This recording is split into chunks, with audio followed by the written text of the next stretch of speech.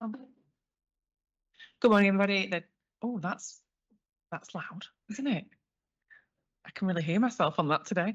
Good morning, everyone. The time is now 10 o'clock. I shall resume this inquiry, which is into an appeal made by Dido Properties against the decision of Buckinghamshire Council to refuse planning permission for production space and supporting buildings for screen-based media and associated services and industries at land adjacent to the A4155 Marlow Road and Westhorpe Farm Lane, Marlow. For anyone new today, my name is Katie MacDonald. I'm a Chartered Town Planner and Planning Inspector, and I'm appointed by the Secretary of State to hold this inquiry. Thanks, Harvey, that's much better. This is day number 15. Usual reminders, please, mobile phones and other electronic devices switch to silent. I'll aim to break for lunch around 1 p.m. We'll have suitable mid-morning and mid-afternoon comfort breaks. There are no fire drills planned, so if you do hear the alarm, it is real. Please exit via the stairs at the back of the room, and the assembly point is on the riverside. Toilets are on the corridor over there, and the accessible toilets behind me. Up to yet, I have heard opening statements from the main parties, comments from interested parties, evidence from the appellant's master planner and scheme designer. I've heard formal evidence on landscape need, highways and economic benefits from the appellant side. I've heard evidence from the Rule 6 parties. There's been roundtable sessions on ecology and noise and a preliminary session on planning conditions and obligations. And I have heard part of the council's planning evidence. Today, we will continue to hear the council's planning evidence. We will hear from the appellant planning witness, and then we will finally have a second session on the conditions and planning obligation. Again, that's without prejudice for any interested parties. Any procedural or housekeeping matters? One, we promised you a note on the local plan. You did. Progress, which we have, which will be ID 88. Thank you very much. I can call you guardian once more of the documents. Thank you. Has everyone got that? Have you given it to Mr. White's team? Everybody other than Mr. Fannon has that. I don't know whether it's going to be asked any questions, but should I give it to Mr. Fannon? Yeah. And was there a note about the need, the response? Oh, you've got that now? Yeah, I have that. Thank you. ID. Don't know. Something. Thank you. That will be 89. 89.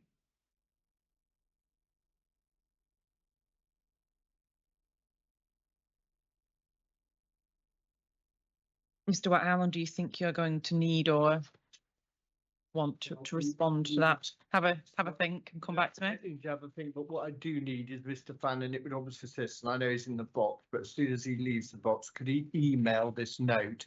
Because obviously we want a forward transmission, particularly to Mr. C, and it would help if we can email it him rather than try and find a scanner to scan it and then email it. So if Mr. Fannon, not now, don't worry, but will you just make a note? I can do it now because I have it on an email. Oh, well, I sent it for printing. Could you send it to Mr. Andrews or Yeah. Mr. Fraser so they could forward it to and then I think, to be fair, we'll aim to have our response by tomorrow afternoon sent to Pins, and we'll see the council on the Rule 6 party in. That would be helpful, please. Did the Rule 6 parties have anything that you wanted to add on? No. Okay, thank you. Just checking. Anything else? Any other procedural matters? There are two other points I want to raise. No, go on. Madam, there were a couple of issues arising from Mr. Dix's evidence yesterday that he wanted to update you on. Yep. The first was the fact that in the National Highways Statement of Common Ground, paragraph 1.9, there's a reference to National Highways reviewing the updated future year vision models. Yep. And the Statement of Common Ground says that the new modelling is anticipated to be agreed in advance of the inquiry. It was agreed in advance of the inquiry by email sent by National Highways on the 20th of December 2024. And Mr. Dix refers to that in his proof of evidence at paragraphs 4.20 and 4.21. But he doesn't include in his evidence the actual email. And so we are getting copies of the email printed by Mr. Asif at the moment. I don't know why I had to formally call him Mr. Asif as opposed to Harvey, but but anyway, they did approve the model. So there's no updated statement of common ground, but we'll get you the email. Okay, The thank other you. thing is, do you remember he was asked the question by one of the third parties about how far the entry barrier is from the site access roundabout? Yeah, in terms of queuing from. In terms of queuing, yeah. And he's measured it from the DAS as 102 meters. 102 meters. Yeah. Okay. So if I were to divide that by, what is it, 5.45 for 5.5, I think. 5.5? I mean, you've got the A star in maths, so. I'm suddenly panicking and being put on the spot, but we'll come back to you on that. It's about 18 vehicles or 18 and a mini, maybe. Okay, thank you. Mr. McNeil, does that help with your questions? Thank you.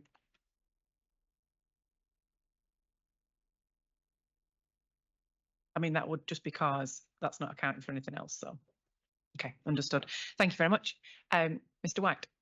Yes, I've got a couple of administrative matters. The first is, and I've shown a copy to my learned friend, Mr. Sensible is going to refer to a speech made by the Chancellor of Exchequer. I think it's the 29th of January. Mm-hmm. And we've got copies that we've shown to Mr. Bird and Miss Nevin. If they don't object, I'll hand you a copy, but Mr. Sensible would like to make reference to it during his examination in chief. No Bird. objection. Ms. Nevin? No objections. No objections. Okay, hand it up. Thank you very much. ID 90. 90. I don't know what the help and nears are. I know what Siemens are. I don't know what Mr. Sensible, his task is to find out what a help and near is. My microphone's not on. Yes, it is. Health and ears. I don't know. I've never even heard that. No, I don't know either. So, sorry. Full body scanners. Okay, that's one under occupations, isn't it? I'm a helper near. There we go. That's just Mike. It is on, I think. It is on. Yeah. Is it not picking him up? Maybe I've been turned down and you, Mum, have been turned up. this I was morning. definitely up this. Oh, it's a I think I've been turned down a little bit. That is revenge for 20 times this inquiry telling me to put my mic on. I like that game. There's one other, there are two other matters, Yeah. Mum. Would it help? I want to, Mr. Fannon, actually, it's come to me overnight that I think are relevant. So my first, I've got 7 topics left, which I hope to do within the 45 minutes, but just what the updated SM is for bucks, which is a factual matter and it's easily on the web. I don't know if Mr. Fannon knows that figure. I do, obviously, because I've looked for it. But if Mr. Fannon doesn't, I think it's material and I'd like, I can give it. And if you prefer, Mr. Fannon can give it if he finds it. If you, do you know what the figure is? What's the question? The new standard method that was brought up by the government in December. No, I don't You have don't. that, no. Well, can I give the figure with Mr. Bird's leave and it can be confirmed whether it's accurate or not? Mr. Bird? Issue, subject to its Check with relevance. Miss Nevin as well. Yeah, Nope, no, okay. just new standard method 4,319. Say that number again. 4,319. Thank you. And its relevance, I'll come on to, because I just raised one issue about the future that can I put it in for you to mull during today and think about, because on the hopefully with a fair wind, we'll finish the formal proceedings today here. We won't come back tomorrow, and then we will obviously see you on screen on the 24th. You will. You can imagine our estimate for closing is 2 hours, Mhm. and our speech, I think, will be somewhere between about 60 and 80 pages. That's my expectation. Now, inspectors have different views about approaches to closing submissions, because obviously you'll have a written copy, and I'd just like you to give a steer, because frankly, there is the approach which is to read it all out, which frankly 80-page document is quite a long, and you might think, but you won't say, a tedious task for you to sit there for 80 pages. So there's the first approach, which is to read the whole thing out. The second approach, which is to obviously be slightly more selective, although the whole speech will be before you, for us to try and frankly make it a slightly more palatable process and leave some bits that we don't think are too contentious or necessary to read out and make that judgment. But I mean, my preference would probably be the second option. There might be certain elements that we don't need to read out which aren't that contentious.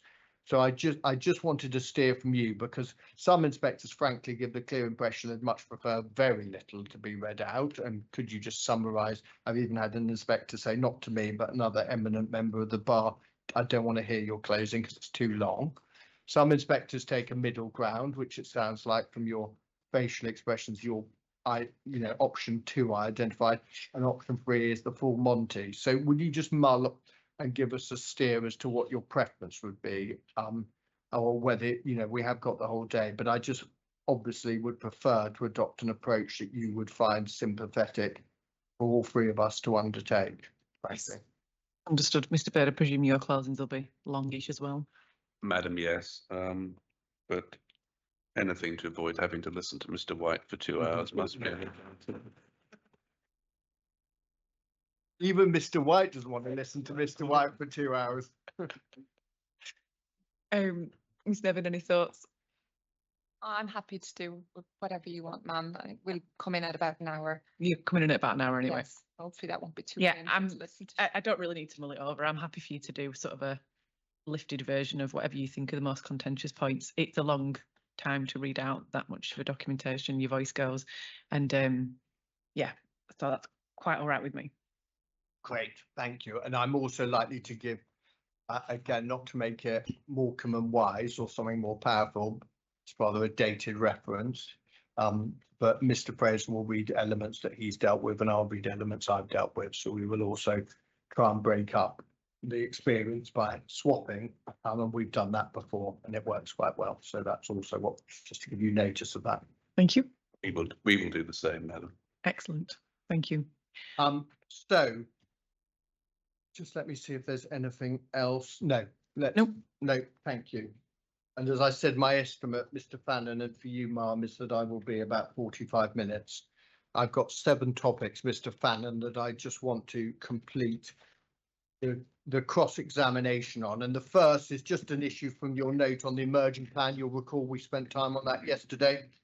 Sorry, mum, are you all right? So, No, it's.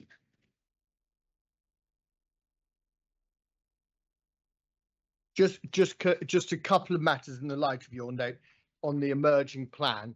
As I said, the figure, the 4,319, of course, from your note, the aspiration that's summarised, and I imagine this note has been put together. Is it your note or is it from the policy team? The policy team. Thank you very much. So the aspiration as of February 25 is to bring forward to submit a local plan for examination by December 2026. That's what it says. Yes. Now, can I get your agreement? There are various things that need to be happening. We know that we are looking at the general aspiration for plans, which the inspector knows well, is it's a 15-year period. Yes. Yes, we know for the reasons I said, the standard method, 4,319 times 15, just to get a magnitude, that's an excess, isn't it? It's about 60,000 units, broadly. Yeah. Broadly. So in terms of the emerging plan, the housing requirement is somewhere around that 60,000 mark. It also requires another element, isn't it? Because historically, Bucks, as I understand it, it's obviously the marriage of the various authorities, isn't it? I mean, in terms of obviously Aylesbury, Vales, Chiltern and South Bucks, isn't it? Yes. And Wickham. There are 4 plans that need to be married, so to speak, in the emerging new Bucks plan. That's isn't it? correct. Yeah. And what we've got, we know, I mean, the fact that there is no, on the basis, we're not given on this, we see a date, there will be an update report on the 11th of March, but there is no date identified in this update as to when the regulation 18 will emerge, is there? Nope.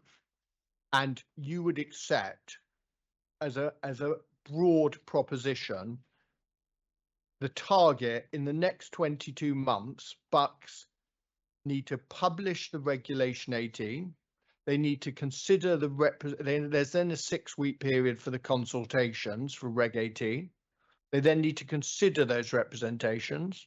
They need a regulation 19 and submission by December 26 with a plan that's going to have to grapple with around 60,000 houses and to the extent to which that's allocated or not. Can we agree that is a challenging target in the light of what needs to be done by December 26? It may be challenging. No, but I want your, I don't want maybe, I want your judge. Mr. Fannon, you've been a planner for 40 Yeah. years. You must have a view whether it's challenging or not in your judgment. What's your judgment? If the head of policy met you for a beer in the local pub and said, this is what we've got to do, would you say, oh, well, your job's easy, you should imagine doing mine? Or would you have a degree of understanding and say, wow, that is quite a challenging programme you've got ahead of you?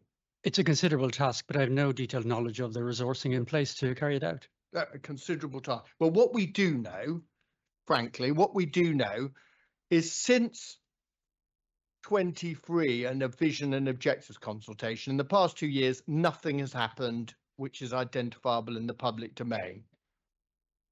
That's the factual position, isn't it? I am reading the note. Yeah, Yes. it's- And the last time the council published an LDS, it's just about, it might be happy birthday, it might have just passed its 4th year anniversary, February 21. So Yes. the council have not had an updated LDS for 4 years. That's factually correct, isn't it? it is. And as we see to say that, in the programme, do you recall from memory, because again, I know we had this discussion in December 22, when did the LDS in February 21 predict the plan would be published by? Can you recall? 25, I think. Is my 25, my so- memory of it. Okay, well, that is now, we can agree, there is no prospect of the plan being adopted by that LDS figure. No, the date given is 26, So- December 26. So factually, the position is there is no updated or accurate LDS, is there?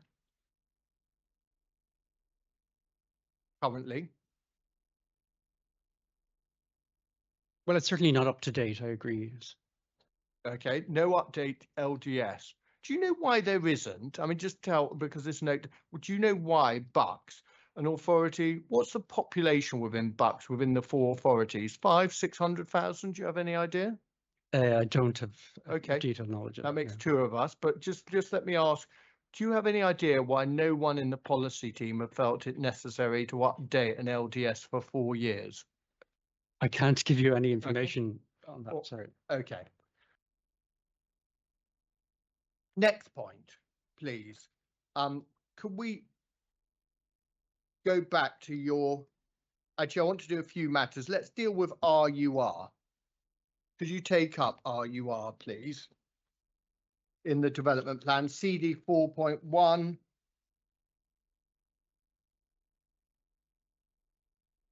Topic 2, you'll be pleased to know. Sorry.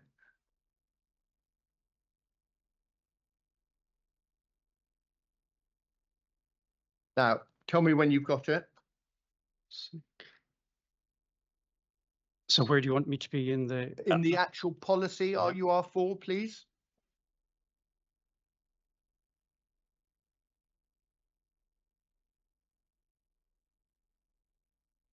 I'm there.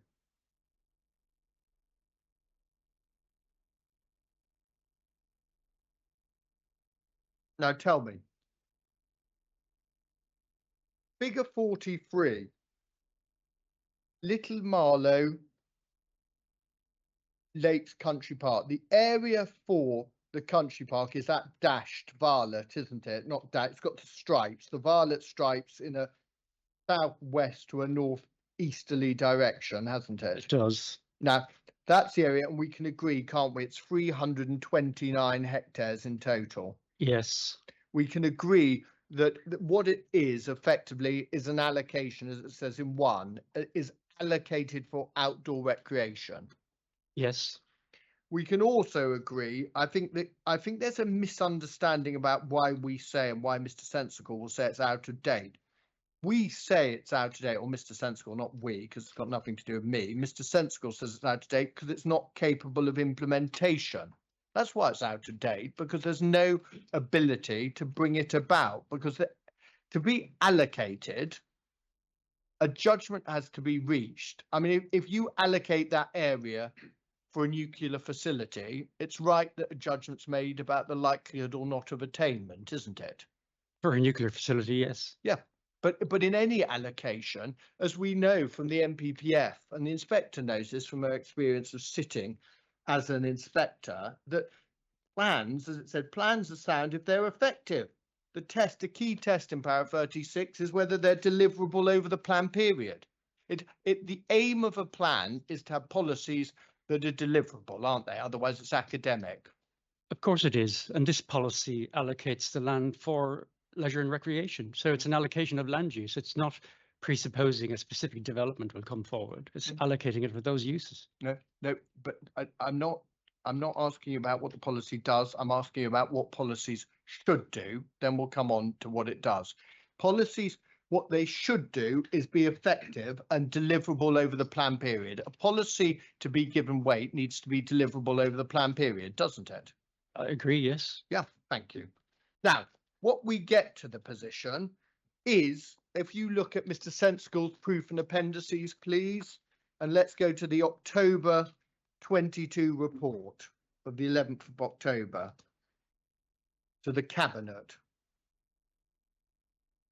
Where in Mr. Sensical's proof do you want me to? It's be? Appendix B, please, Mr. Fannon.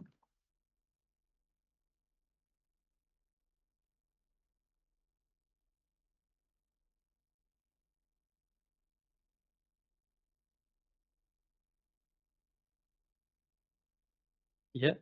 Now,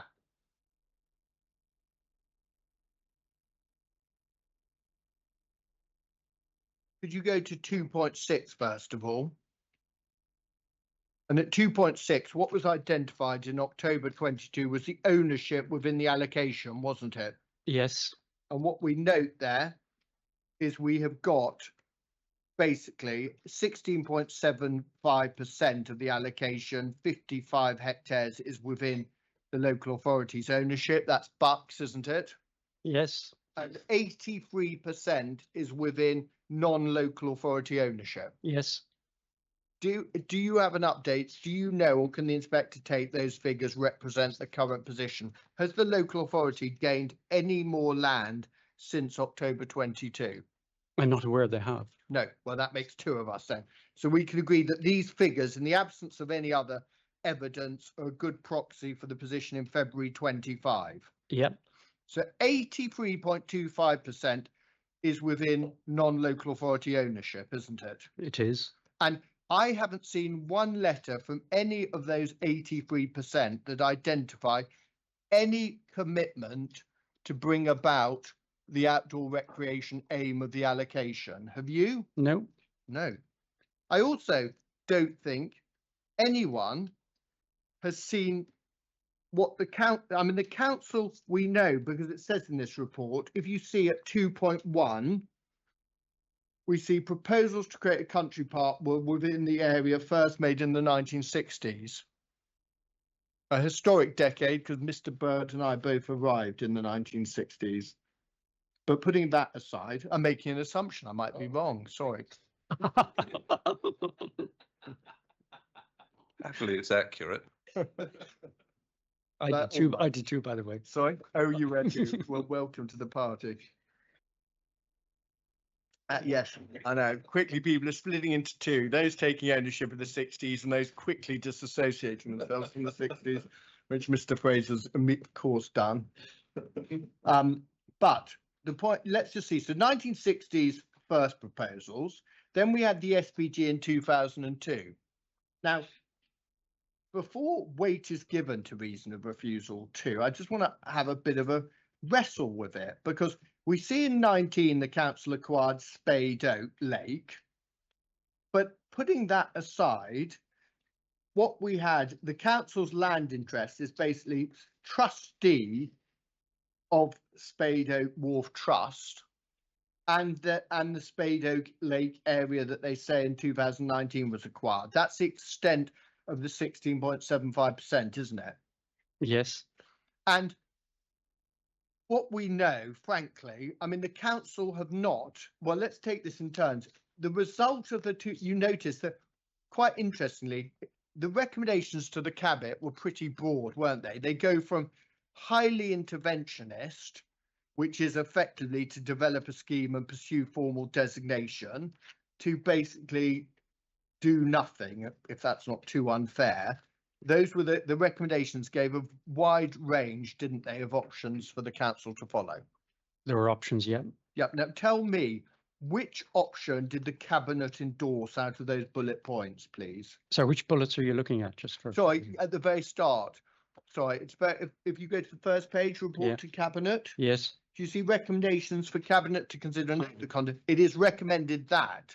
I mean, it's the most, with the greatest respect to Mr. Bambrick, it's quite a good recommendation because it's the least recommended recommendation I've ever seen, because there are 8 completely opposite or diverse recommendations. I mean, basically the officer leaves the field completely open, doesn't he? Because you can see, I mean, the first recommendation, again, is one of the most academic recommendations of all of local authority history. Consider the report and note the lack of formal designation, but then, and we can see, agree in principle to authorise various officers of the council to develop a scheme and pursue formal designation of land within the council's ownership.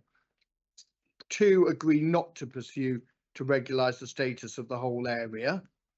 Delegate various things, the authority to create a suitable business plan and operating model for the country park, blah, blah, blah. What, just tell me, what was the actual decision of cabinet as you understand it?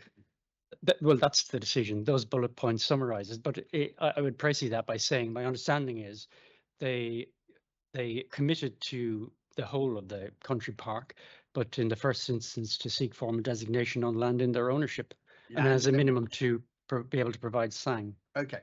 Now, do you know, because what we note, for example, there are various issues here, that you have not got, the inspector can note that 83.25% of the ownership have not in any way committed to the allocation, have they? Not in my knowledge, no. No. And how can you say, with an allocation where you have no evidence, that 83% of the allocation have no interest in the delivery of the allocation, how can you seriously say, firstly, that that is effective because it can be deliverable over the plan period? This document, the intention was to go to 2033, wasn't it? Yes. We've got 8 years left. 8 years left to deliver RUR4. And as we sit here in February 2025, 83% of the allocation, having thought about it since effectively 2019, not a single one of those parties has committed in any material way to deliver that allocation, have they? Not that I know of, but I would say the policy is not predicated on a formal designation as a country park, nor on acquiring further land ownership. It's a land use policy. Yeah, absolutely. But not, you can't say that any one of the 83% have given any commitment to increase or allow outdoor recreation on their land, can you? No, I can't, no. No. And the reality is there are no formal rights, are there, for 83% of the land for any member of the public to go on? No, that's not correct. The public rights of way do Right. traverse point. private land ownership. Fair point. There is no, from the existing position, no owner has given any commitment of any kind to increase the existing status quo. Not that I know of, no. No.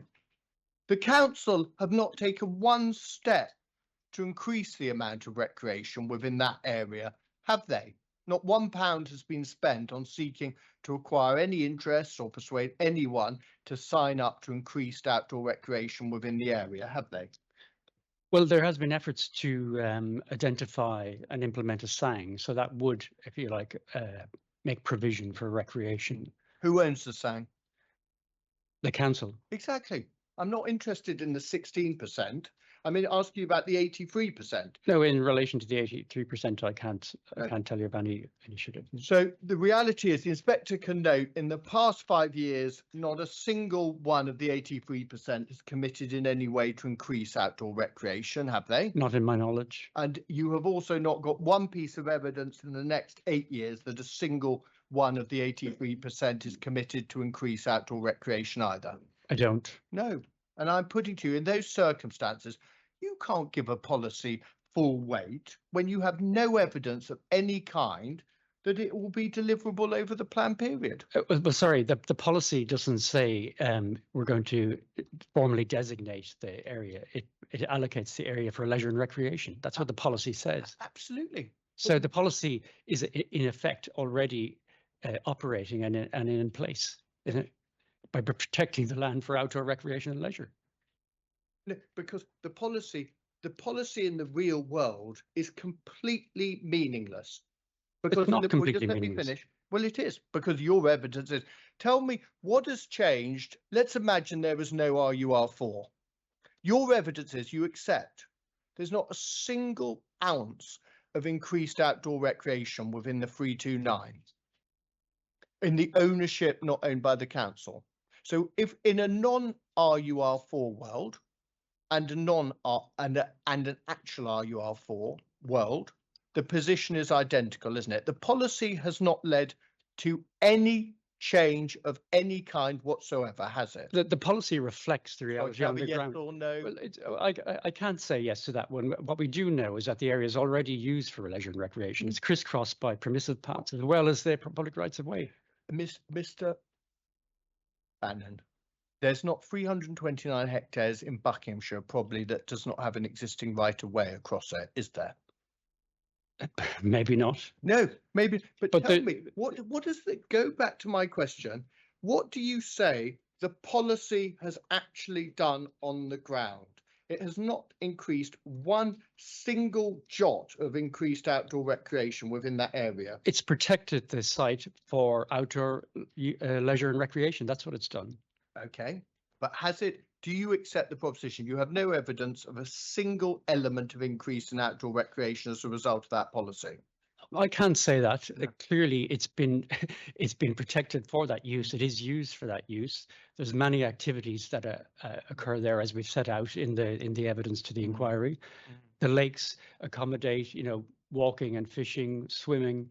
There's enjoyment of the wildlife. There's camping. There's a whole variety of activities that go on there, and the policy emerged out of that reality and protects it for those uses. Do you know whether any existing landowner has had discussions with the council? Has the council thought a single conversation with any of the 83% to acquire their land? I'm not aware of that. No. Have you asked the question whether any? I mean, we note at 2.8 in October 22, the very fair point is made is that most of the landowners will expect some form of compensation in return for their agreement. Even then, there can be no guarantee that landowners will agree, at which point the project may be deemed to be undeliverable. So there's an acceptance in this report that the delivery of the project must by nature involve the landowner's consent, because otherwise it's a nonsense to come to the view that the project may deem to be undeliverable. That's the perspective. I understand the project to be the reference to the formal designation as a country park. The policy exists in its own right to protect the area for leisure and recreation. Do you know, just tell me, what do you know? What's happened since October 22? Obviously, this report was written in the context of the Marlow Film Studios. What has the council done since October 22 to increase recreation within RUR4? Well, apart from the efforts around the identification of the alternative sang, I'm not aware of other specific efforts. Thank you. That's all. And just tell me that in the light of that passage, it is only right, isn't it? RUR4 is clearly out of date because it's undeliverable. I don't accept that. All right. Well, we'll disagree on that. Right. Next point, please. Let's deal with grey belt. Now, can you take up the MPPF, please?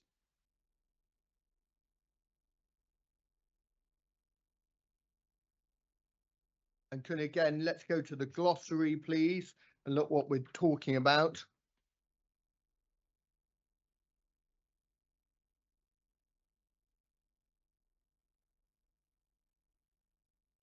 Yes, And can we agree, for the reasons we discussed earlier, yesterday, that D is not in play? There's no contention because D, you accept no harm to purpose D. In the context of grey belt definition, we don't need to consider D because you don't contend it strongly contributes to D. The Correct. battleground is A and B, isn't it? correct. Thank you. So the two judgments necessary for you to establish this is not grey belt, you need to satisfy the inspector that it strongly contributes to checking unrestricted sprawl and it strongly contributes to neighbouring towns merging. Yes, Now, were you here for Mr. Kennett's evidence? I was. Yeah, could you please take up policy DM 32.4?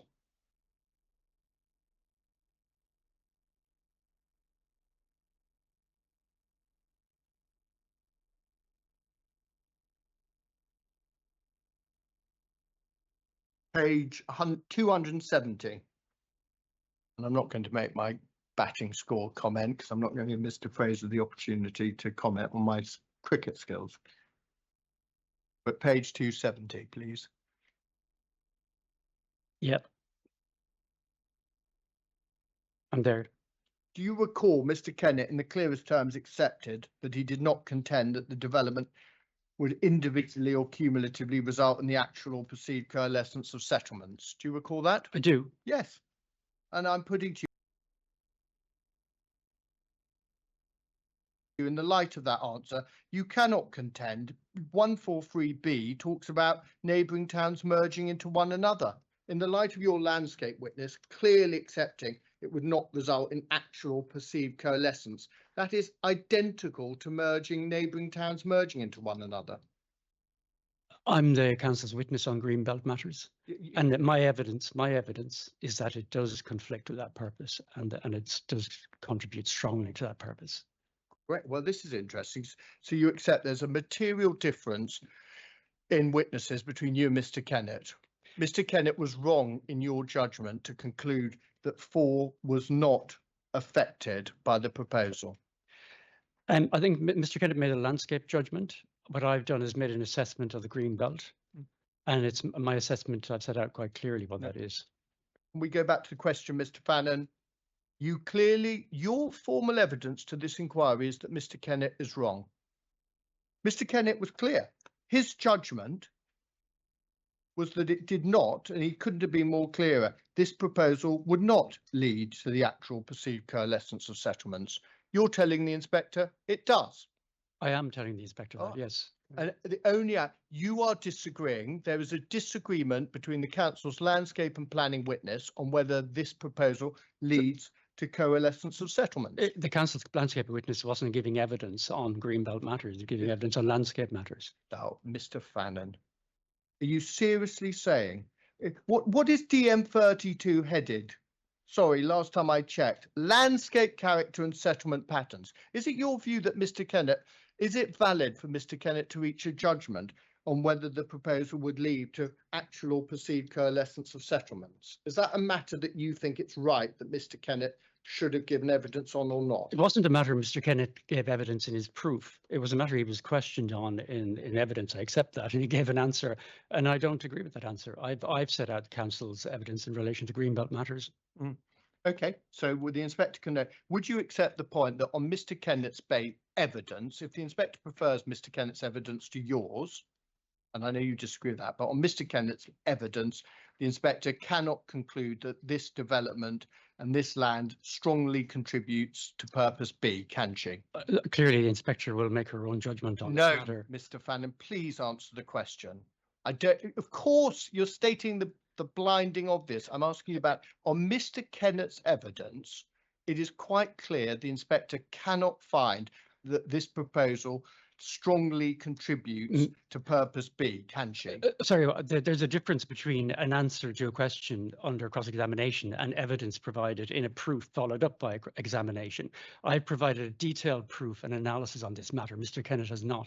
And that's the difference. And the inspector will have that before and she'll make her judgment on it. I'm not asking you, I've got no interest at the moment in the comparative weight of your view of Mr. Kennett's.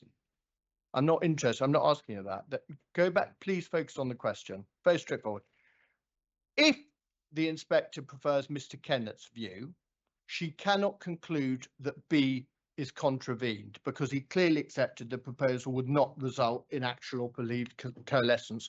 Can she, in that scenario, which I know you don't agree with, but if she prefers Mr. Kennett, do you accept the proposition that she cannot find that this land strongly contributes? To I purpose accept B? the inspector could take that view. Thank you.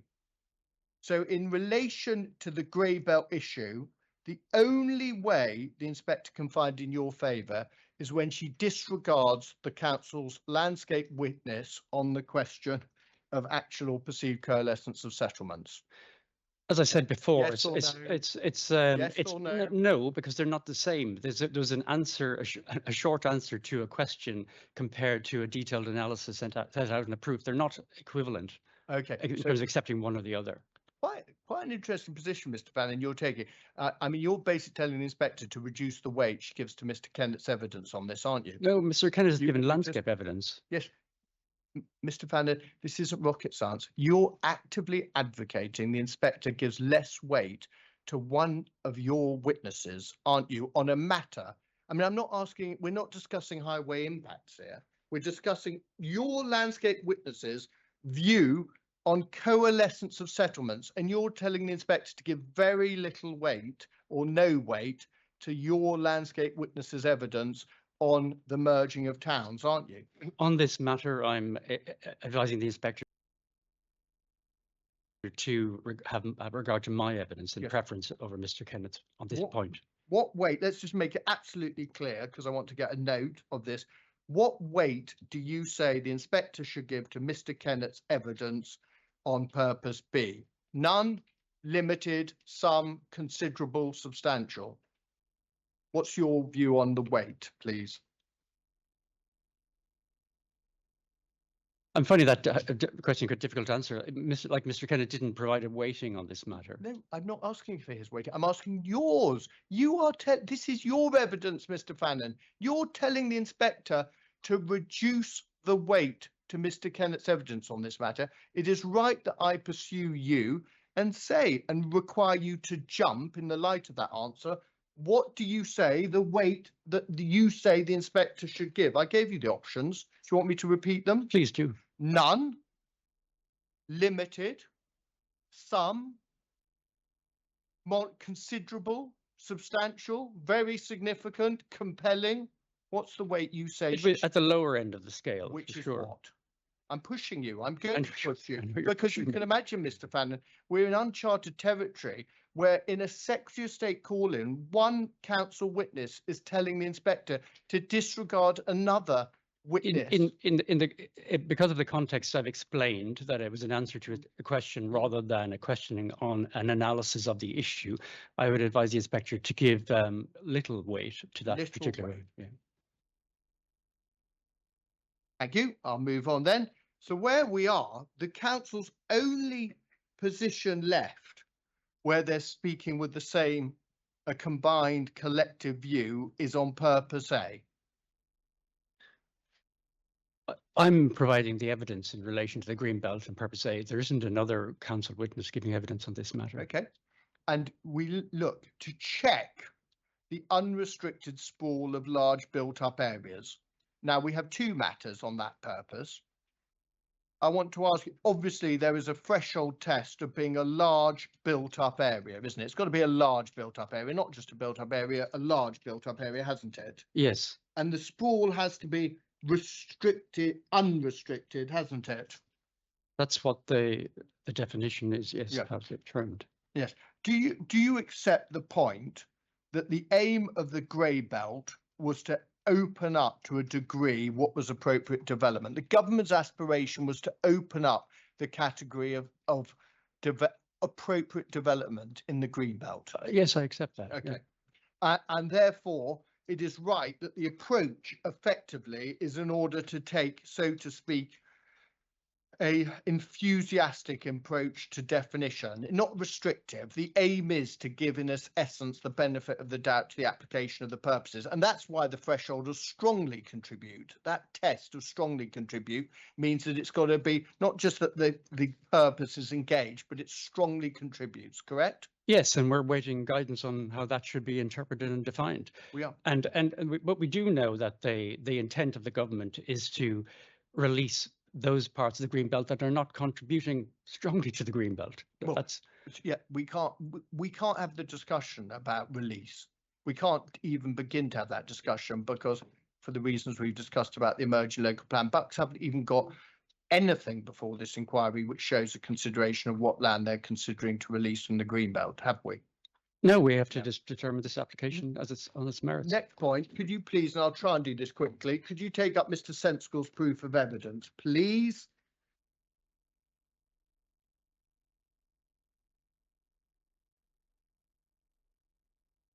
And Yeah. could you go to page 21?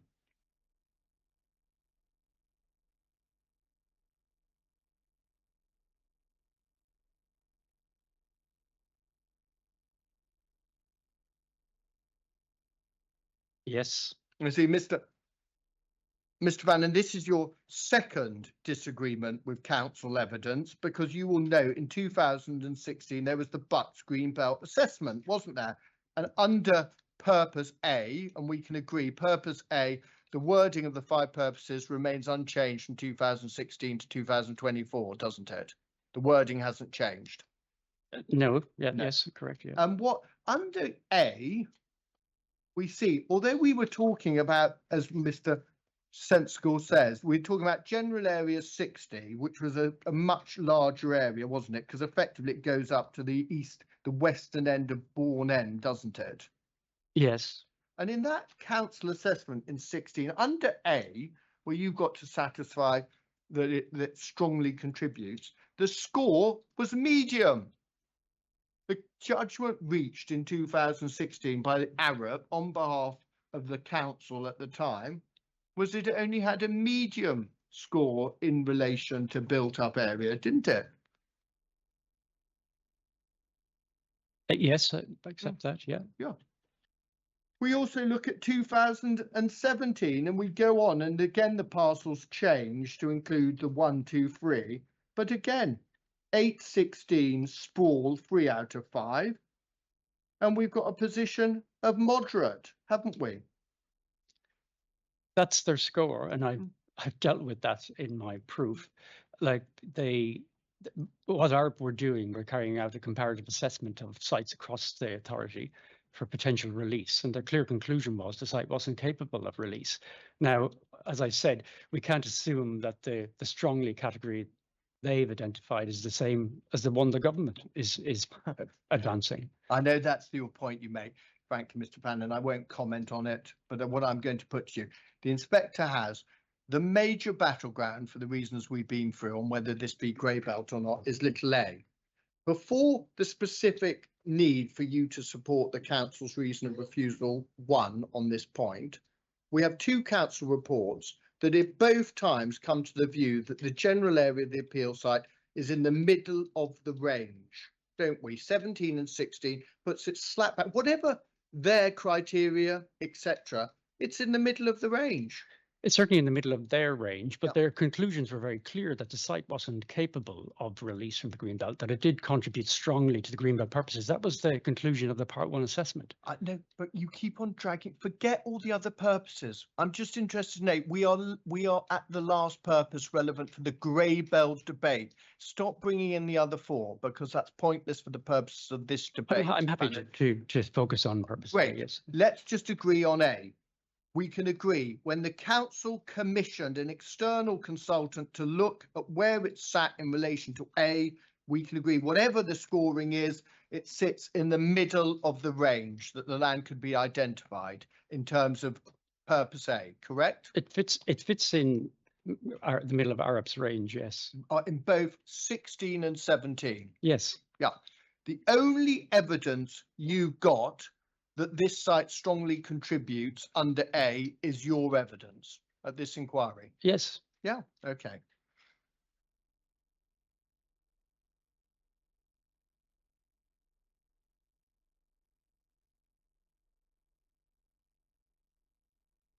Now, can I then please go, could you take up 155?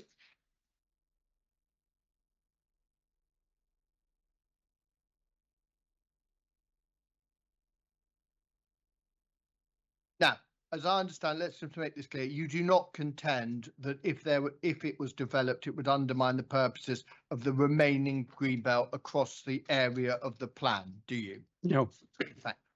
We will park B, we've had that discussion, we will park B and the inspector will determine it. But what I will say, no, I'll park that because I've asked you about that.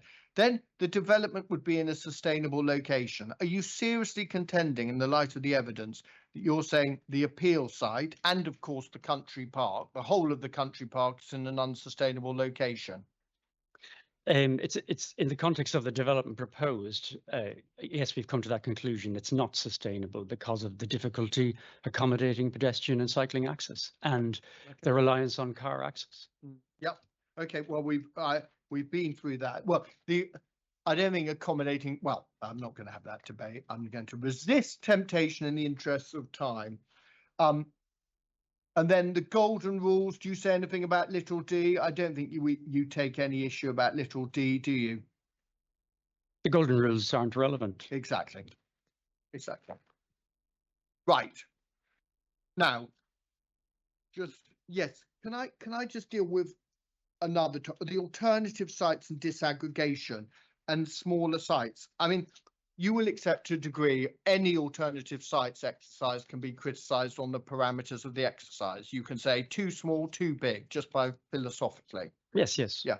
Do you accept in the inspector reaching a judgment on your alternative sites criticism, it's relevant to consider the evidence she's heard on qualitative need and what is being sought to be provided? Whether you agree with that or not, it's relevant for consideration of the alternative sites exercise, isn't it? Yeah, I don't disagree with that. Thank you. Do you also accept that if it be grey belt, and we know your position, you don't say it is grey belt, but if grey belt, do you accept the proposition that nowhere in policy does it require the inspector to be satisfied that no alternative site exists? It's not part of the grey belt criterion 155 to consider the ability to locate it out with the grey belt. No, it's relevant to the question of need, of whether need can be demonstrated. Yes, need. But once you're in a grey belt world, if the inspector concludes, contrary to your evidence, this is grey belt, there is no need to show that there's a non-grey belt site available, is there? No, your appropriate development. No, but 155B still requires there to be a demonstrable unmet need. That's a different question. It's a completely different question. I'm not interested in that. I'm interested in alternative sites. Forget need. It's just a simple point that the grey belt does not say you can only be considered grey belt if there's no grey belt land available. No, it doesn't say that. Thank you. It's also true, isn't it, that green belt, even if we're in appropriate development, there's no policy test that requires an alternative site to be shown that you cannot develop outside the green belt if you prove there are very special circumstances. Indeed. Thank you. Now, can we please just go back? There are two last matters I want to ask you about. Development plan DM42. Well, let me take this quickly. You can look it up if you would like. But DM42.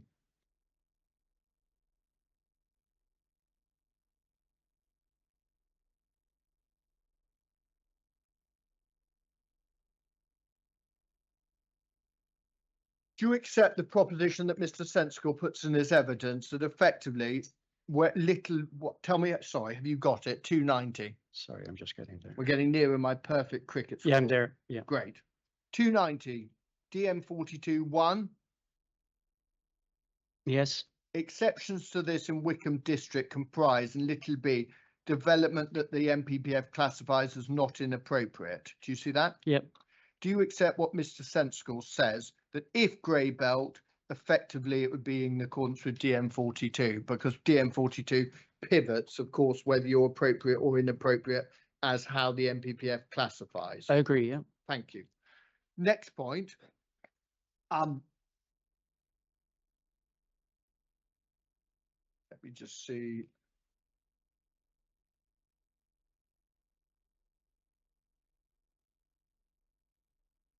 Could you just take up, yes, I just want to go for a moment to CP5, please, before we leave the development plan.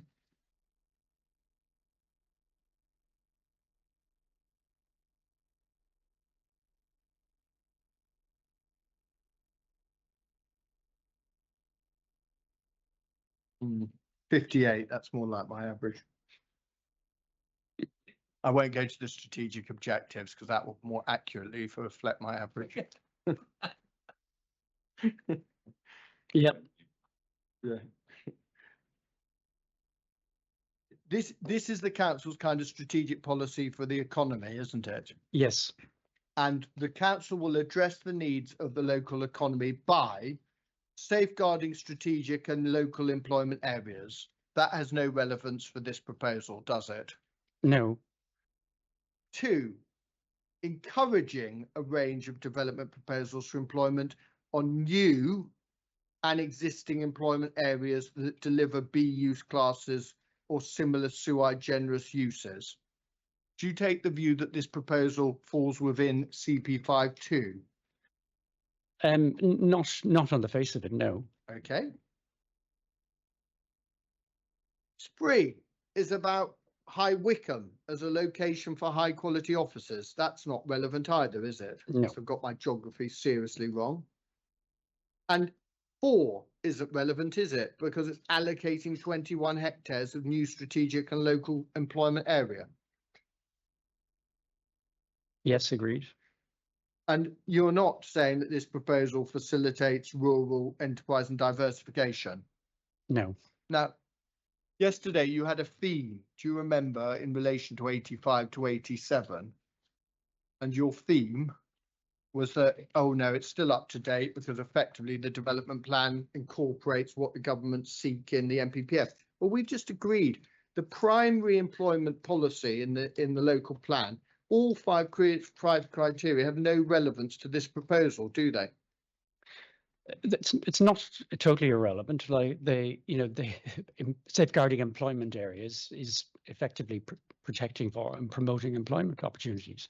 Oh, Mr. Fannon, let's be reasonable. In the light of you just agreeing all 5 criteria are not relevant, that policy has no relevance in terms of what the government... Insofar as the specific proposal isn't within an employment area, yes, it's not relevant because of that. So when the inspector's thinking, where do you say the inspector should look? You said effectively, don't worry, the plan's not out of date because paras 85, 86, 87 are all encapsulated in the development plan. Therefore, it's not out of date. We've just been through the strategic employment policy, which you accept none of the criteria are relevant.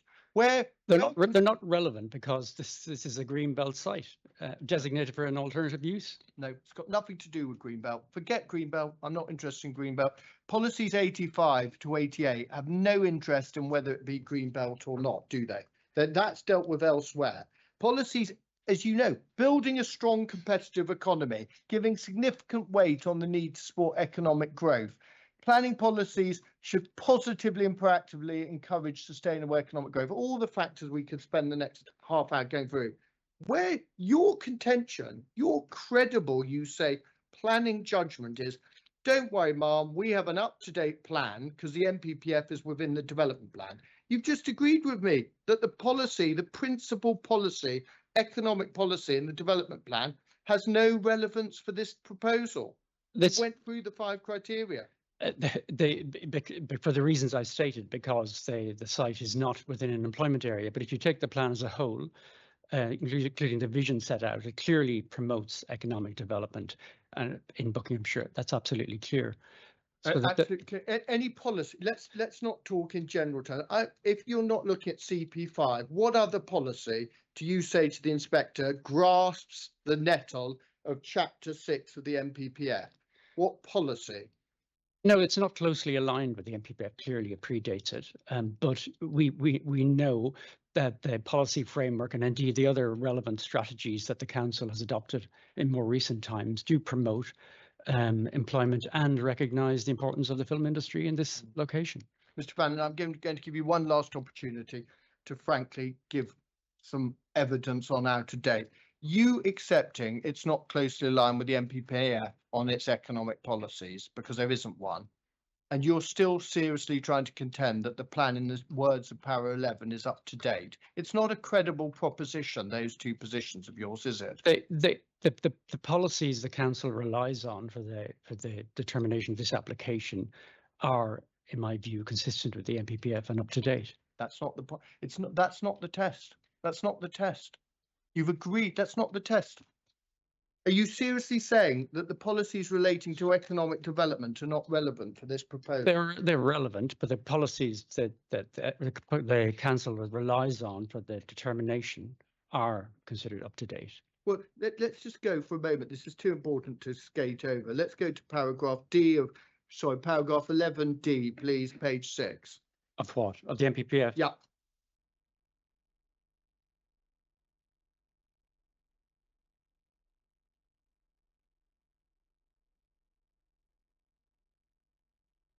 Yes.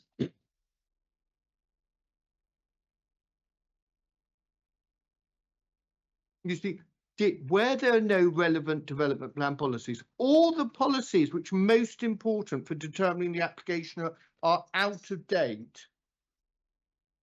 Granting permission unless. We're in a tilted balance world, Mr. Fannon, because you've just accepted the policy, the principal policy in the development plan has no relevance to this proposal. Now, unless you're seriously saying 1.7 million square foot economic development, that economic policies have no relevance to its determination, your position on Para 11 is just not sustainable, is it? I've given my answer in relation to the relevant policies. Clearly, it's absolutely clear through the council's consideration of this application, we've given full recognition to the MPPF and the positive environment around promoting the economy and growth, and given due weight to that in the planning. Everyone understands what you think you've done. You have accepted there is no economic policy relevant for this development. You come with this very broad approach that, oh, it's clear that the plan overall supports economic growth. I've given you an opportunity to identify one policy that deals with economic growth. You haven't identified one. Instead, you've done the opposite. You said CP5 is not relevant. I gave you the opportunity. I'm going to give you the last opportunity because your current evidence is you accept there is no specific policy dealing with economic growth.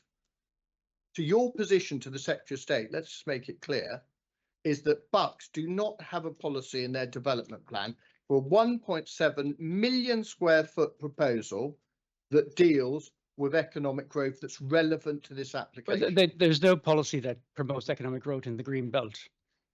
No, forget Greenbelt. It's got nothing. Your answers, we looked, nothing about 1 to 5 of CP5 have got anything to do with Greenbelt. We've been through that. It's a very straightforward answer, Mr. Fannon. I'm sorry, but credibly, for you to contend a plan is up to date where there's no policy dealing with economic growth that's relevant to this application, quite clearly the development plan is out of date for when you're considering the most important policies that relate to a 1.7 million development. Isn't it? The policy focuses employment and employment areas. That's and so therefore, because the proposal is not in an employment area, it's not directly relevant. That's just the facts of the matter. But the policy environment does promote and support economic development and growth. Okay, well, I've asked you that, and Mum, before you tell me you've got the point, I will move on. I know, I read your mind. Day 15. I absolutely got that. Fine. I'll deal with that, Mr. Sensible. Right, last point, please, Mr. Fannon. Could you take up your rebuttal? Yep. And let's go back to page 17, please.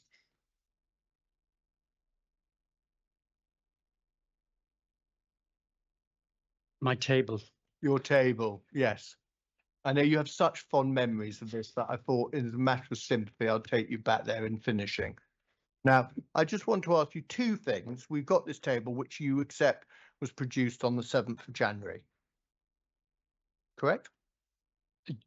I don't remember us discussing that date. No, well, don't worry. The 7th of Jan is not a, don't worry, it's not a critical element of the question.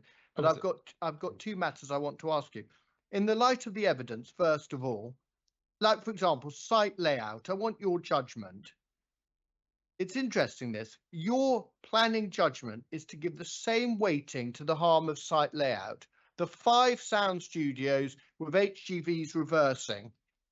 It's your planning judgment. The same weight should be given to that in the planning balance as 2,000 to 4,000 jobs and an investment of £1 billion. Because you've got them at the same level. Is that your credible? No, apples and oranges. It's not. You're not comparing like with like necessarily. Well, I am actually, and your balance, whatever side of the balance you are, you're applying weightings, and you've got your criteria. Your weighting is the same whether it's a harm or a benefit. Obviously, weighs in a different way. One weighs against the permission, and one weighs in favour. But it's your credible position that the concern about HGV in the world of the MPPF, your evidence and what the government is saying about support for economic development and for a proposal that will have 2,000 direct jobs, 2,000 indirect jobs, £1 billion, you say in the Fannon balance that should get the same weight as a concern of HGVs reversing in the Fannon planning balance. No, they're not. They're not comparable on that level. They're different issues with different levels of importance. We just use a simplistic grading scale, but around it, this assessment has to be made on where the balance lies. It's not a numeric exercise. I'm not saying it is, but you give them the same weight. One, you give significant weight to the grant permission. The other, you give significant weight to refusal. So they actually neutralise each other out on the Not in balance. that simplistic level. They Oh, don't. well, tell me how they don't then. I must be missing something. If you give two things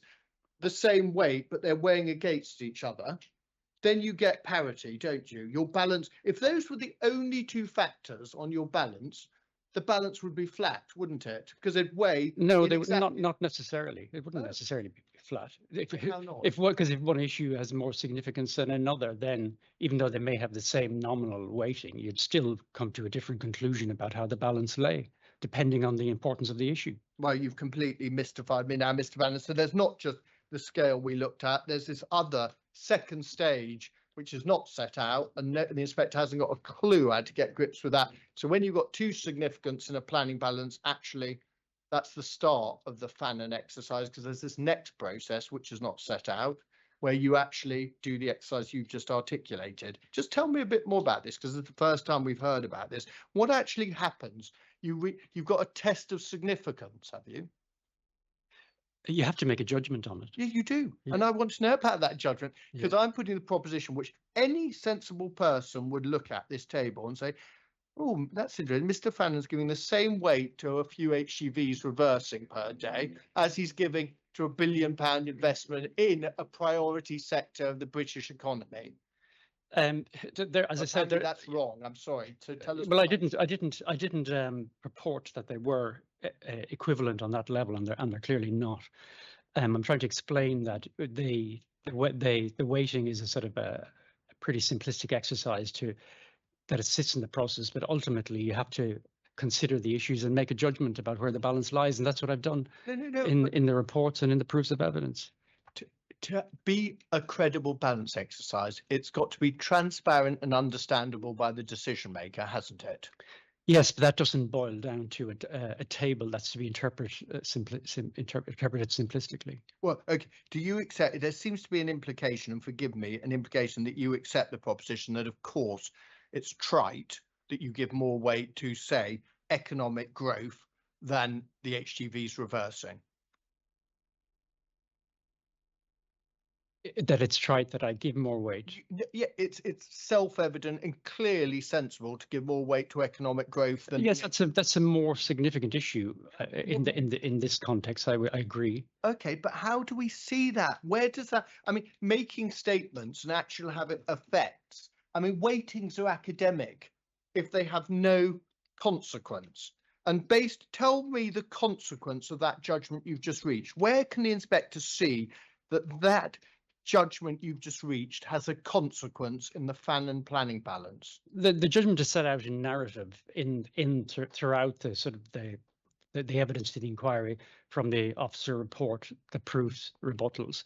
Clearly, what we've considered is that, on the one hand, yes, we do have the potential economic benefits, which we give significant weight, and that does weigh significantly in the balance. But then we have a range of other things, and it doesn't pivot on the HGVs. We have harm to the landscape. We have the conflict with the park, the green belt harm. Like, all of these things weigh together. Yeah, of course In my view, clearly tilt the balance against the scheme. That's the judgment I've reached. I think I've set that out clearly. I'm not asking you that, Mr. Fannon. You've diverted off into a completely different area. I'm not asking you about your overall balance at the moment. You've given identical weightings in the table. The inspector's got the point. I've given you an opportunity to comment. I'm going to put to you finally, before I move on from this point, that your weighting and your approach to the planning balance is frankly nonsensical and not subject to any form of logic based on your explanation.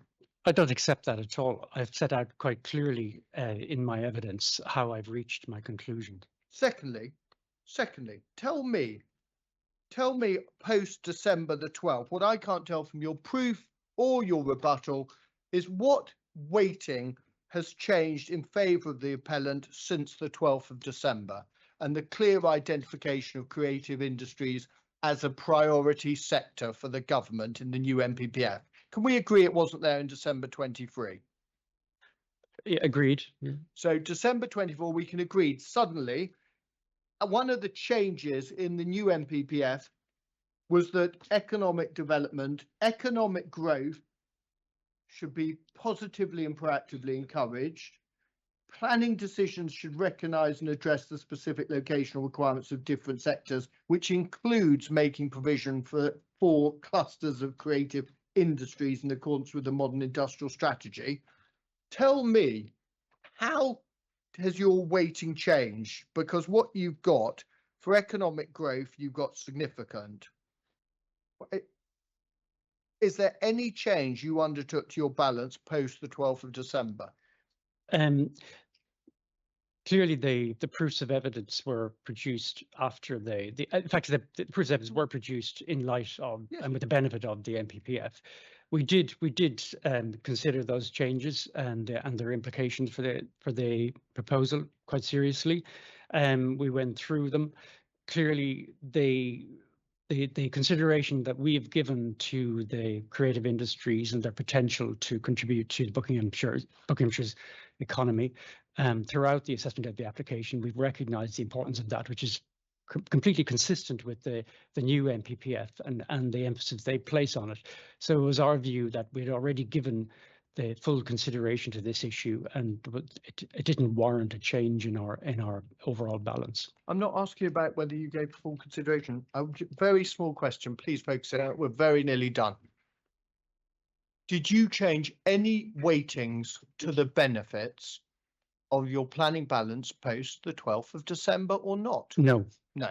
Okay. So the inspector can record as a result of the NPPF, the Fannon view, May 24 to December 24, the balancing weights remained identical. No change. That's correct. Thank you.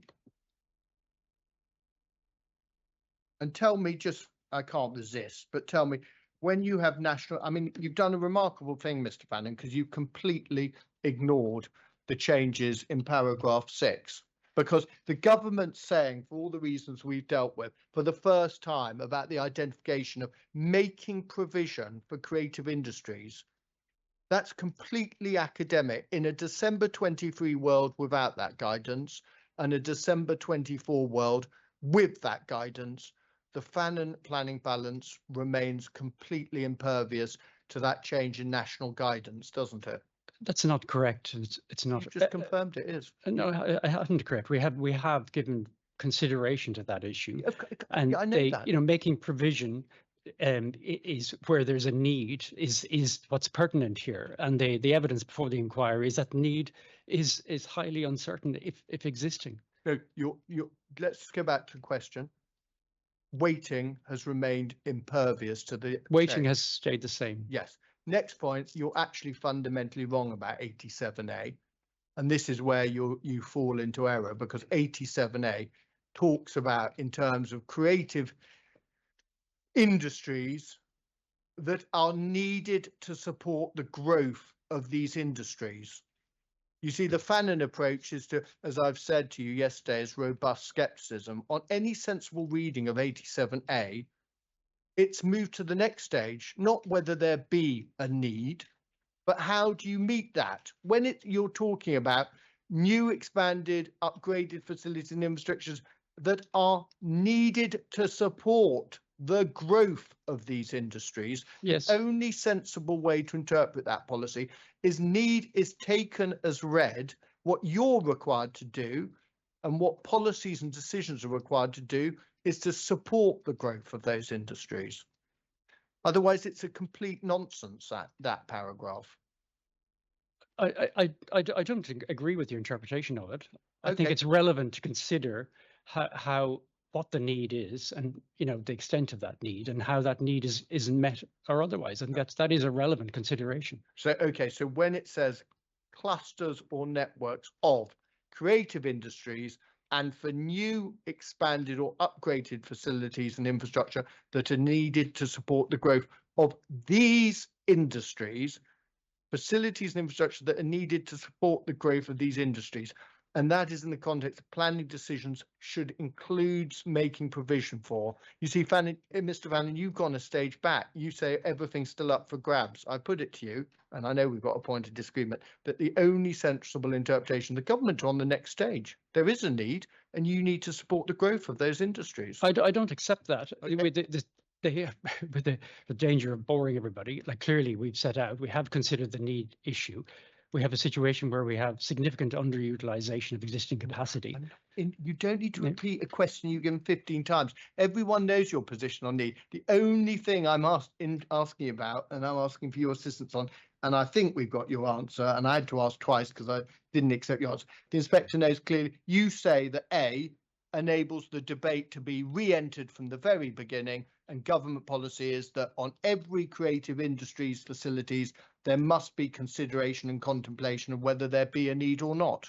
I think it's relevant to consider what the need is and whether it's for studio space or some other support. Yeah. And then we've got, as Mr. Sensible will say in about 20 minutes, there's clearly a difference between us and the inspector will opine. Mr. Fannon, thank you very much. That's my cross-examination.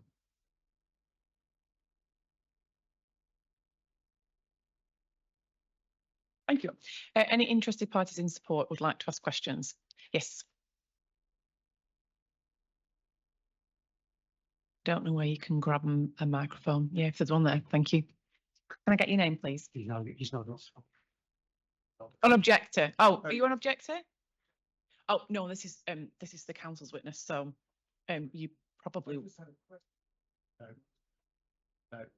No, if you're objecting, then he's the wrong person to ask. You need to ask Mr. Sensible, who you'll get the opportunity later on. If that's okay, no problem. Well, also, no, I don't think you. That's Mr. Sherwood. He's co-chair of Save Marlowe's Greenbelt. They're Rule 6 party. So if he has a question, it should go through Miss Nevin. Indeed, it should. Sorry, I didn't realise. I do apologise. I've seen a lot of faces. Yeah, no, of course, it wasn't. Yeah. Yeah. Understood. Mr. Sherwin, if you do have questions, they will need to go through the Rule 6 party who are getting a chance to cross-examine. So put it through, Miss Nevin. Thank you. Okay. My questions are done and answered. So any re-examination, Mr. Bird? Just a few points, Madam. Just in relation to the weight to be given to creative industries, how important does the council consider support for creative industries and growth? Very important. Clearly, the creative industry in books is an extremely important industry. We have established studios. We've a history of supporting them over the years, granting planning permission. Our economic development initiatives within the council are firmly focused on this industry. in conjunction with the National Film and Television School and supporting various initiatives. So there's clearly it's very strong recognition and support for this sector. And any inconsistency between that position and paragraphs 86 and 87 of the MPPF? Absolutely not. Like, we looked at this issue and we're satisfied that given what we know about the creative industries and how it works, because it's here in books, we're very alive to this issue, and we're satisfied that we had given this full recognition throughout the course of the application.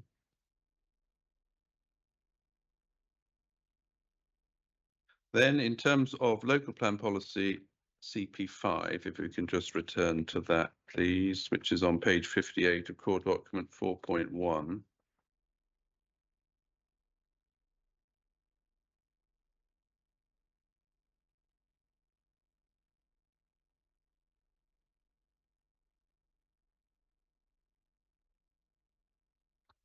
Yes.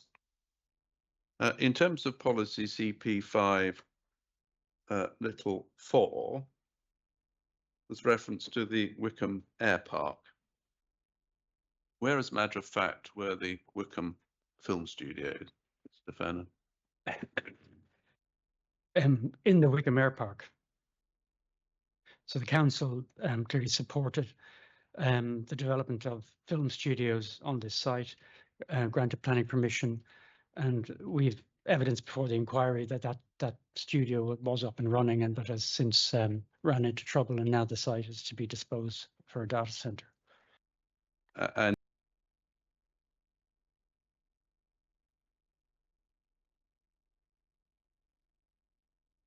in terms of table 8 in CP, comes after CP5, page 59 of the plan, sets out the economic forecast, which informs the policy in table 8. Any identified need for film studios within the? No, there's no identified need for film studios.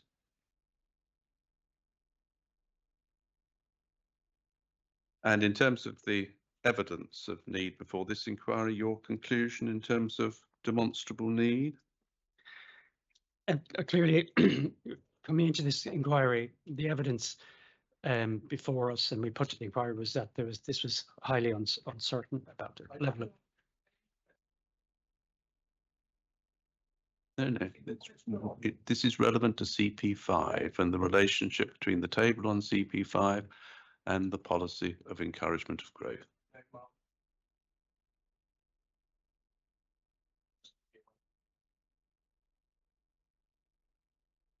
That was it anyway, madam. Yeah, he didn't ask about need, and I understand the context of CP5, but he's given his evidence on need last week. No, appreciate that. But this was the relationship between CP5 and that table. That Okay, I was asking. understood. That's the only point I was seeking to address. We can then go to RUR4. So stay with the local plan, please. Page 224. And this is the supporting text, please. And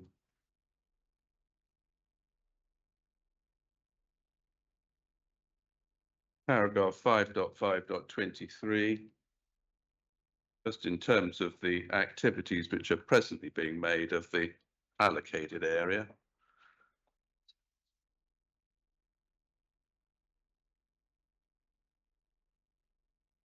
At 5.5.23. So, yes, 5.5.23, page 224. So the park is used for a variety of formal and informal recreational and sporting uses, and is crossed by a number of public footpaths, including an extensive network of circular routes of varying length and increasing use by the public, including disabled users.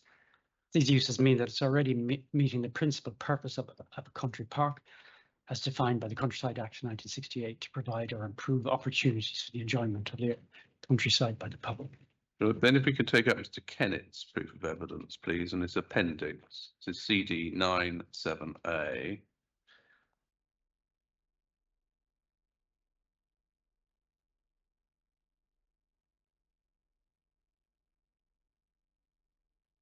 So appendix. And when you have that, you go to PDF 41. So which appendix is it? It's the first, I think it's at A, it comes immediately after the text. There's a map, and then there's the two aerial photographs, one showing the site and then one showing the RUR4 area, which is PDF 41. Yes. See that? Yep. And could also, if you can, at the same time, have open Mr. Sensicle's Appendix B. And paragraph 2.6.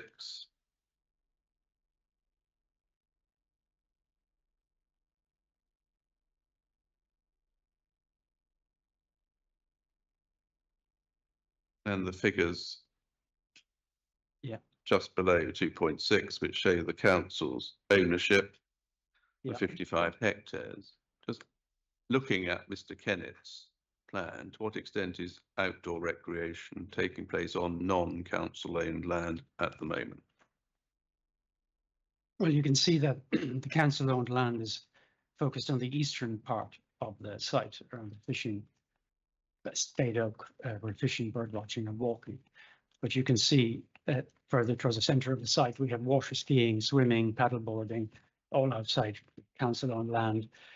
And we've got the jet skiing, fishing in the ponds to the western part of the site, and then the various paths with camping and outdoor pursuits to the southern part, all outside the council's ownership.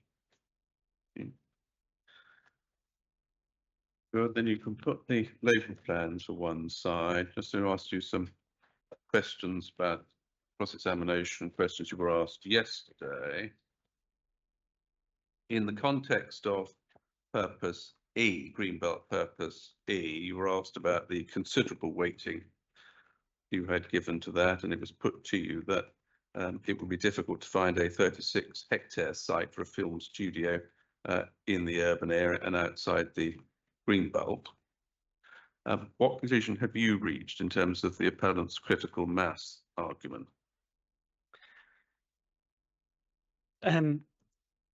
So as you know, the council has evidence from Lambert Smith Hampton, who were instructed to review the economic case supporting the application, and they give us advice on this initially to the effect that critical mass, it can be a benefit to this industry, but it's provided in the cluster and not just by single studios on single sites. And clearly a large studio site, the critical mass has more benefits in terms of economies of scale than anything else. We heard evidence from Mr. Pryor on this. I think effectively he told us that he made the most efficient use of the site he was given. So we didn't see any strong justification for this critical mass. We understand grade A studios are bigger ones and support high-end TV, but we already have these in Buckinghamshire and within the West London cluster, and we know they're not utilised. Yeah. So in the context of the alternative sites assessment that was put to us, we consider that on its merits, and we did find issue with it.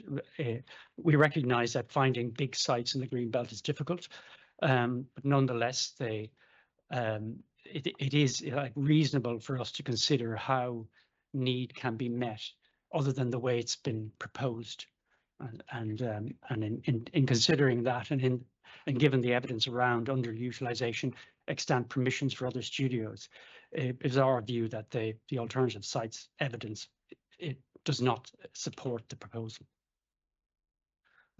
It was also put to you that you were being unfair in your weighting in terms of the economic benefits by reference to your argument in relation to disaggregation. Just in terms of the scale of economic benefits that you have assumed in terms of your weighting, what does it reflect? We've given significant weight to the economic benefits in recognition of the focus the government places on this industry in particular, and the potential benefits that could arise were this to be successful. So the significant is high. We've been criticised for that, but I believe we've taken this. We've given due weight to this very important sector and the potential benefits that it could bring. Then if we can go please to your rebuttal to Mr. Sensicle.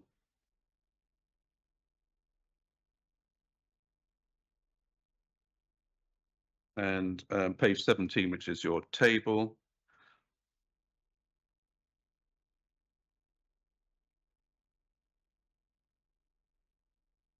Yes. And here you were asked about the need, economic growth, lack of alternatives, which you had amalgamated. And you said, well, you have to look at that in the context of the narrative. We go to your main proof just to see that narrative in paragraph 7.12.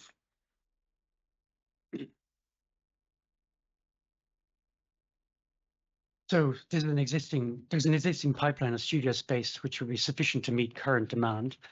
There are extant unimplemented consents for comparable scale studio development. There's a lack of certainty regarding the need for space in the future. There's also a question as to what extent the size of the development, the critical mass, supports the economic case put forward, and the related issue of whether any need could be met less harmfully elsewhere within the wider metropolitan London cluster. And as there is continuing uncertainty over future market demand, it's considered that there is insufficient evidence that need is an overriding material consideration, but nonetheless, significant weight is given to the economic case and the potential benefits arising. Yeah. So there intended to be any inconsistency between your approach there and your table? No, I believe they're fully consistent. Then in terms of alternative sites, again, this is staying with the amalgamation point. You were criticised for amalgamating that, but if we just take up Mr. Sensicle's proof of evidence, please. We go to page 58.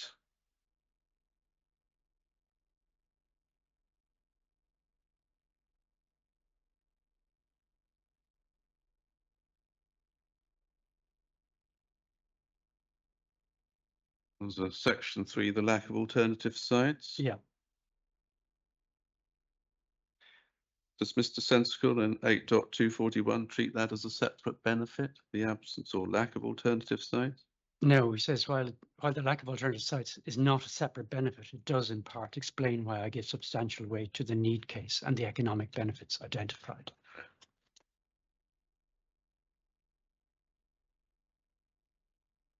Then if we can take up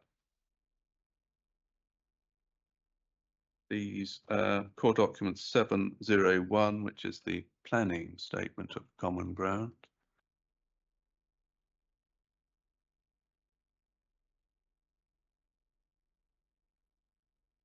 Yes.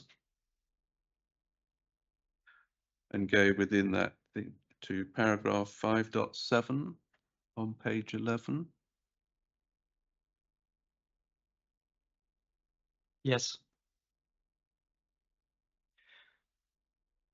In July 2024, the government launched a consultation on proposed changes to the MPPF, including relating to its. No, I think you're No. 5.7 of the planning statement of common ground CD 701, which is on PDF page 11.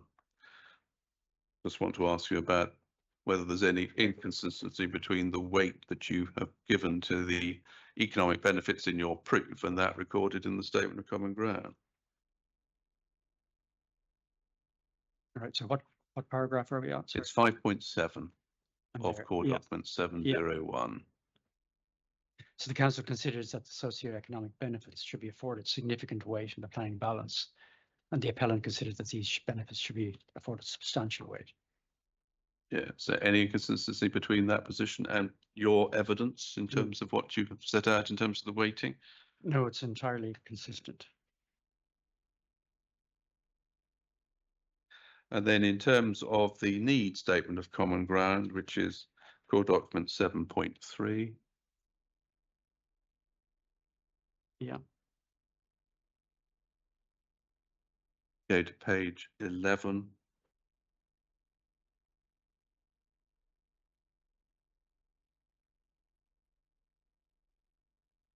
From paragraph 4.4. Yes.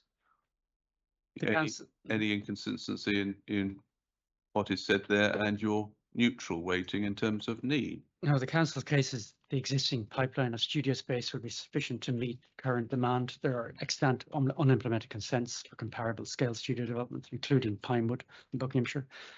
And there is continuing uncertainty over future market demand. In this scenario, the economic benefits, including employment creation and job opportunities, are also uncertain. So we have consistency, I think, across the evidence. Thank you very much, Madam. That's the re-examination.